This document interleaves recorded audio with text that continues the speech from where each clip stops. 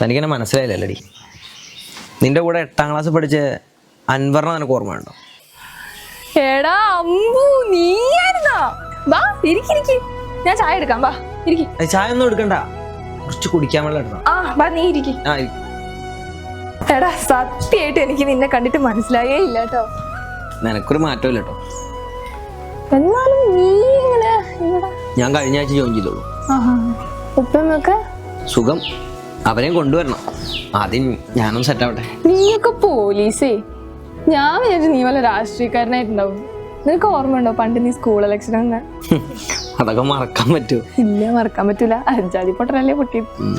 അക്കൊല്ലം തന്നെ നീ സ്കൂള് മാറി പോവുകയും ചെയ്തു. ഇലക്ഷന് തോറ്റോണ്ട് പിണങ്ങിപ്പോയിന്ന പിള്ളേരൊക്കെ പറയുന്നുണ്ട്.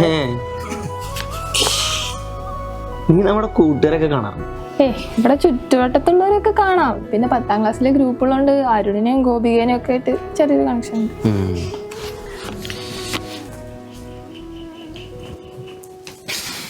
എന്നാ വരട്ടെ, കാണാം. എടാ നീ നമ്പർ തന്നിട്ട് പോണേ. നീ ഇപ്പൊ ഇവിടെ താമസം? ഞാനിപ്പോ ഇവിടെ ക്വാർട്ടേഴ്സിലാ. ഇനിയിപ്പോ ഉപ്പയമ്മയൊക്കെ വന്നാല് വീട് നോക്കണം. എന്നാ ശരി.